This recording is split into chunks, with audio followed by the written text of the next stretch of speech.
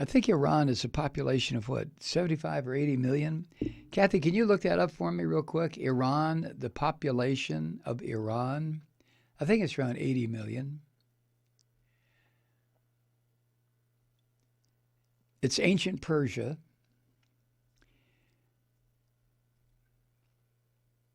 One of the more ancient civilizations in the history of the world. And the idea of attacking Iran, just like the idea of attacking Iraq, or invading Lebanon, or invading the Dominican Republic, or invading the Philippines. 81 million? Yeah. That's the population, the general population of Iran. The idea of our use of force in so many instances, the invasion of Afghanistan, the use of force in order to force the country we're invading to accept our economic system or our political system. And we're not the only ones.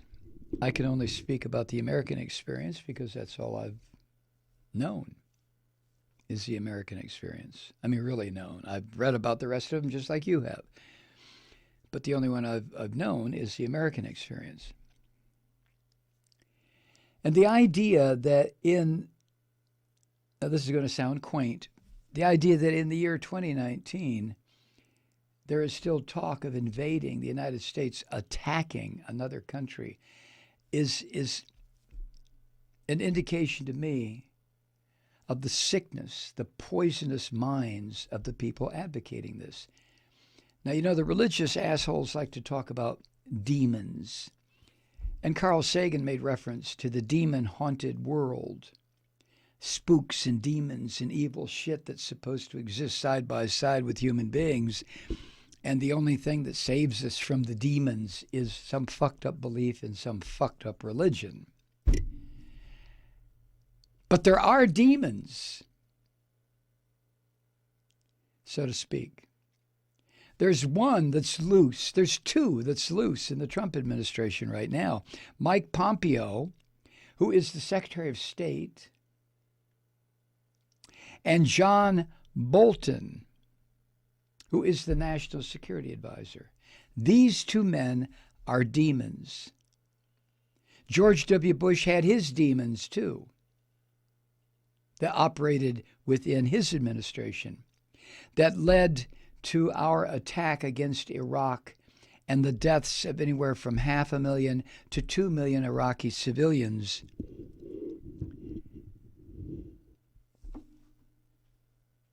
Based on lies, deception, and bullshit. Oh, and George Bush saying, he tried to kill my dad, in reference to Saddam Hussein. You know, we elect people and we elect people to the presidency and we give them enormous power.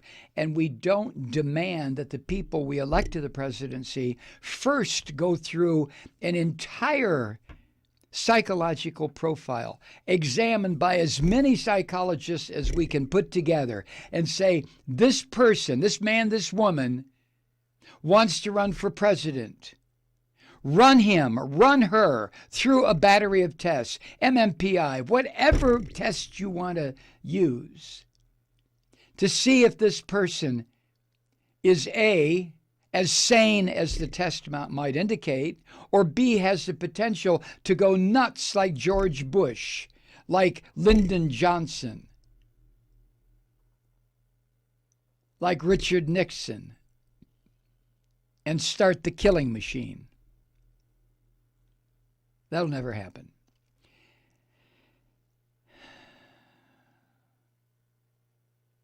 That someone who wants to be the leader of a nuclear-armed power would have to be tested to see about their psychological stability or instability. That'll never happen because that would be directly addressing man, the weapons maker. And I don't think we'll ever do that.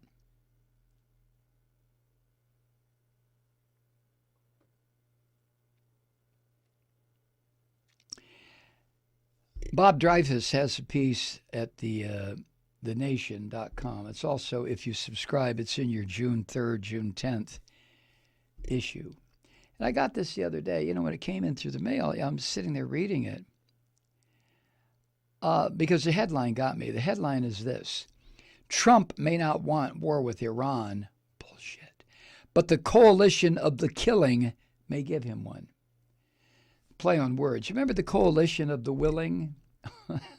That was for the second Desert Storm. Was that the coalition of the willing? That was George Herbert Walker Bush's first invasion of Iraq. And then his fucked up son the second time. Anyway,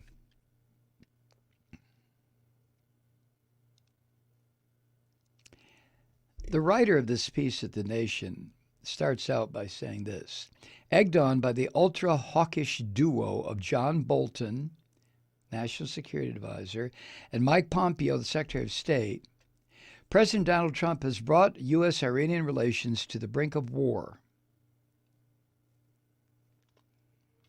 Like the war against Iraq in 2003, launched on the pretext of spurious charges about non-existent Iraqi weapons of mass destruction and links between Saddam Hussein and 9/11, the crisis with Iran is a manufactured one. Of course.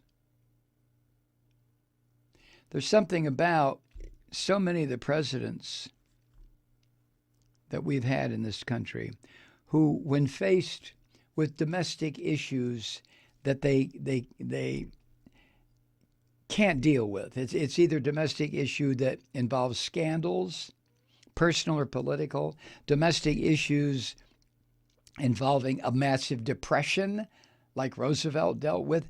But in so many instances, when faced with situations like that, what happens? All of a sudden, surprise, surprise, there is a massive fucking war. And sometimes they're monstrous. We have to call them World War I, World War II. And then, of course, we have Spanish-American War, Vietnam War.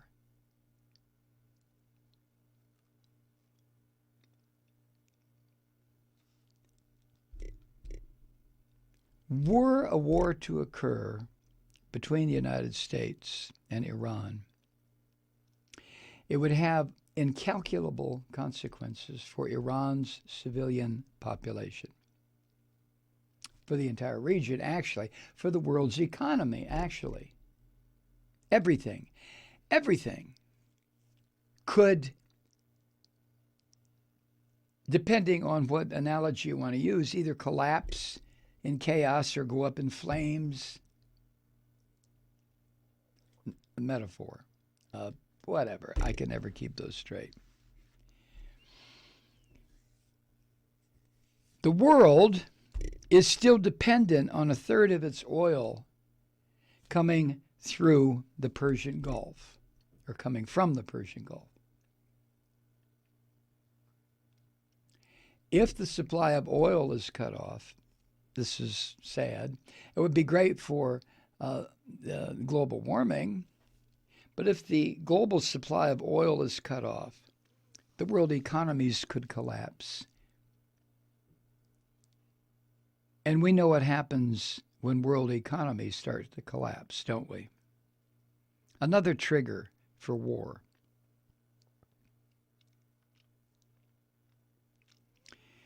But as Bob Dreyfus points out, any talk of a war between the United States and Iran is a war that the American people, our representatives in Congress, America's allies, United Nations, cannot allow to happen, period.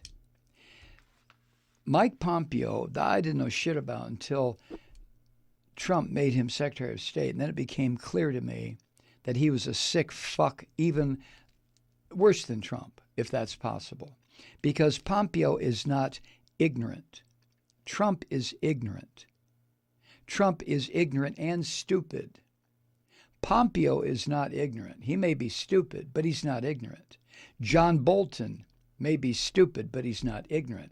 Pompeo and Bolton may be war-loving fuckers who should be exiled someplace, gotten the hell out of government before they bring about something that this planet will regret for the rest of recorded history. I'm not exaggerating.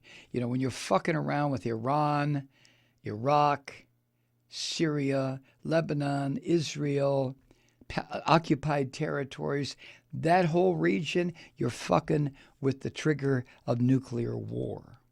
And once nuclear war starts, it doesn't stop until there's no reason to stop. One spark, Gulf of Tonkin incident, weapons of mass destruction in the Iraqi desert. One little made-up bullshit, the blowing up of a U.S. merchant ship in Havana Harbor. One spark, one rogue militia attack on U.S. forces, say, in Iraq. There are Iranian-backed militias operating in Iraq that occasionally engage U.S. forces. And up to this point, yeah, bullets fly back and forth and people die, and then it stops until the next one. But what Pompeo and Bolton are looking for is the right one, the right engagement with an Iranian-backed militia. They're Iraqi soldiers, but Iranian-backed militia. One incident.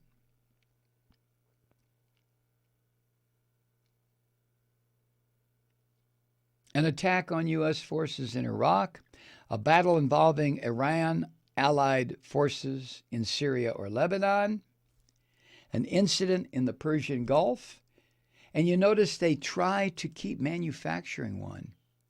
Any of those things could set off a horror that Mike Pompeo and John Bolton and some of these other sons of bitches want. Hi, Truth Seekers. Mike Malloy here. As you know, we've switched formats and are now broadcast exclusively on the Progressive Voices Network. So that means you get fewer program interruptions, no corporate commercials, and lots of profanity. But our format change also means some of our radio listeners no longer hear the program. It's been a while since I mentioned our podcasts, so you may have forgotten that there is a way to listen to this program anytime you need a good dose of screaming. Visit MikeMalloy.com and subscribe to our podcasts. You have your choice. You can listen to the ranting with the audio podcast or listen and watch me lose control with a video podcast subscription. As a podcast subscriber, you can download the program to your mobile device and take me with you wherever you go. And if you have a friend who needs a dose of truth-seeking, you can give a gift subscription as well. That's MikeMalloy.com, and never miss a minute of the uncensored fun and frivolity.